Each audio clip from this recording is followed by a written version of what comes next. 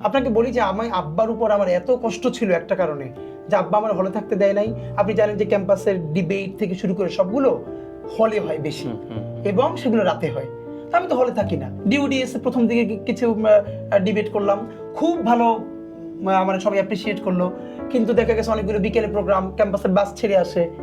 তা আব্বা কোনো মতে বললো যে বাইচে থাকা জরুরি, এবং আব্বা মারা যাওয়ার আগে আব্বা বারবার বলতো যে দেশ খুব খারাপ হবে। তখন যখন নিজামী সাহেব, সাইদি সাহেবদেরকে অ্যারেস্ট করা হয় নাই, আমার মনে আছে 2008-এর যে নির্বাচন, তখন আমি বিএনপির পক্ষে বিরাট ভূমিকা রেখে আমার মানে মিছিল দেই। আচ্ছা আচ্ছা। কিন্তু আব্বা বলতো একটু রয়েছো, কারণ তখনই লিডিং পর্যায়ে। হ্যাঁ, আমি এবং আমার মনে আছে যে আমার এলাকা থেকে বিভিন্ন গ্রামে গ্রামে যে জনসংযোগ হইতো আমাকে নিয়ে যেত দুইটা কারণে। একে আব্বার যে হুজুরের ছেলে এইটি হিসেবে একটা সোসাইটিতে মর্যাদা ছিল, আমি ভালো বলতাম, খুব স্লোগান ধরতাম, নিয়ে যাইতো সবার সাথে টিম করে করে গ্রামে যাইতাম রাত্রিরে। তো আব্বা বলতো যে এতই করা যাবে না, কারণ অনেক কিছু করবে, এবং আব্বাই বলতো যে বিএনপিকে ক্ষমতা আসতে দেওয়া হবে না। আমি এখন ভাবি সেইটা কিভাবে রিড করছে।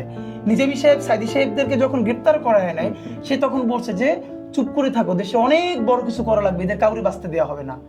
আব্বা মারা গেছে 12-তে, এরপরে তো এই শাহবাগ হইছে, তাদেরকে ফাঁসি দেওয়া হইছে, কিন্তু আব্বা আমাদেরকে বলতো যেগুলো ঘটবে, এবং আমি তো প্রচন্ড উত্তেজিত হইতাম।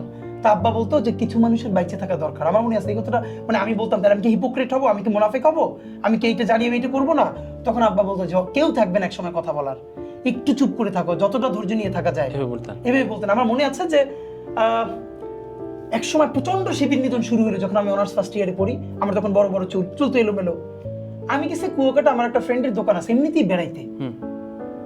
আমার ফ্রেন্ড দেখি কি আমার নিয়ে খুব বিব্রত হয়ে গেছে। কেন?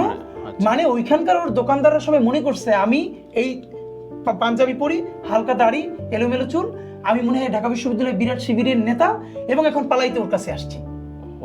এখন আমার বলতেও পারতেছে না, অথচ ও আমার অনেকদিন ধরে রিকোয়েস্ট করে যাওয়ার জন্য। আমার ক্যাম্পাস বন্ধ, আমি 2 দিন বেড়াইতে গেছি। মানে কি সামাজিক অবস্থা আপনি চিন্তা করেন।